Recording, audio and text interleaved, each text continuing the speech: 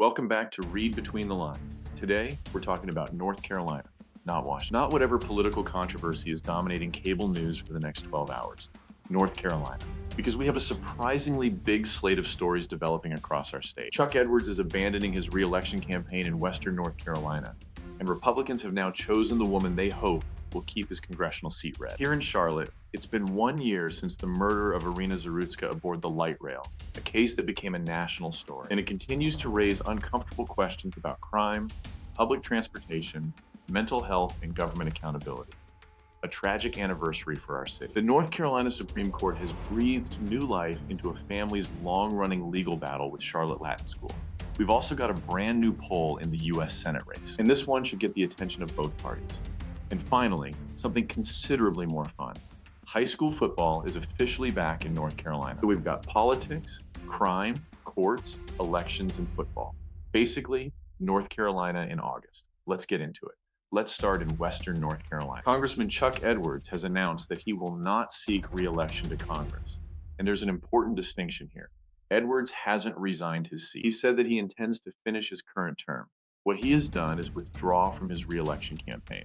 And this wasn't some normal retirement announcement. It came after the House Ethics Committee recommended that Edwards be censured following an investigation into allegations involving inappropriate conduct toward female staffers. Edwards announced his decision on August 5th, and that immediately created an unusual situation. Republicans already had a nominee. The election was approaching, and they needed somebody else. Enter North Carolina State Representative Jennifer Baltcom. Republicans in the 11th District selected Baltcom as their replacement nominee. She represents Henderson County. She already has an existing political base, and she's going to need to move quickly because Democrats aren't starting from zero. Their nominee is Jamie Ager, a farmer and former representative. Historically, Republicans should have the advantage here. Western North Carolina's 11th District has leaned Republican. Donald Trump carried the district comfortably, so under normal circumstances, they hold it. But these aren't normal circumstances. You're replacing the nominee in August. That creates uncertainty. The biggest challenge for Baltcom is introducing herself to voters incredibly quickly. Congressional campaigns normally spend months building name recognition. She doesn't have months. She has weeks. So watch this race. Political scandals create opportunities where none existed. Now to Charlotte. This week marks 1 year since the murder of Irina Zarutska, a story that permanently changed the way people in Charlotte look at our city. Irina was 23 years old. She was a Ukrainian refugee who fled war, only to be killed aboard Charlotte's LY-NX Blue Line. The brutality of the attack was horrifying. But what transformed this was everything surrounding. Questions about justice, mental health, and security. And ultimately, a much larger question. Could this have been prevented? A year later, that question hasn't disappeared. The accused was found incapable of trial. Zarutska's family is preparing civil litigation connected to security failures. And that brings us to the issue leaders must confront. Public transportation requires public trust. You can spend billions, but safety is the foundation. I think government sometimes gets that equation backwards. We talk about ridership and density. But before any of those comes one basic responsibility.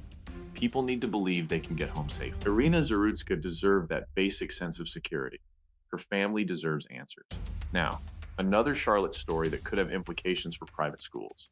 The legal battle with Charlotte Latin School. The dispute dates back several years.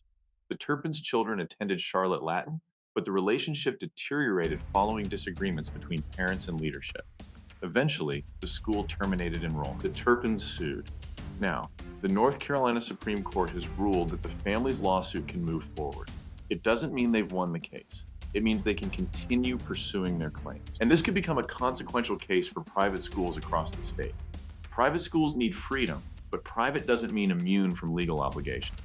As more families choose alternatives, disputes like this will become common. Now let's talk about the biggest political story next year, the U.S. Senate race.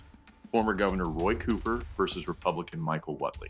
Cooper is the favorite, but a new poll should get attention. But a new poll shows Cooper at 50% and Whatley at 45. 5 points. In North Carolina, that is striking distance. 59% of likely voters say the country is headed in the wrong direction. People aren't happy. That tells you something about the mood of the electorate. For Whatley, the strategy is about the future, economy, public safety, the direction of the country. Cooper's strategy is about familiarity. You've elected me before. This race will be fascinating. North Carolina is one of the most competitive states in America. 50 to 45 isn't a prediction, it's a snapshot. Now, Whatley has to prove he can use it. And finally, football. High school football is officially back in North Carolina. If you grew up around here, you know what Friday nights mean. The stadium lights are on, the marching band is playing, communities are united. Providence Day beat Myers Park 49-13. Weddington beat Mooresville 49-17. Mallard Creek and Charlotte Catholic also started with statement wins. High school football still belongs to communities. These aren't professional athletes. They're kids representing the towns and neighborhoods where they grew up. For a few hours every Friday night, people actually put their phones down and show up together. We could use more of that. So that's where North Carolina stands this week. Different stories, but all part of the same home. National politics matters, but decisions made in our own communities affect your life faster. We're going to keep watching. We're going to keep asking questions. And we're going to keep reading between the lines. I'm Bryden Reed. This is Read Between the Lines, and I'll see you next time.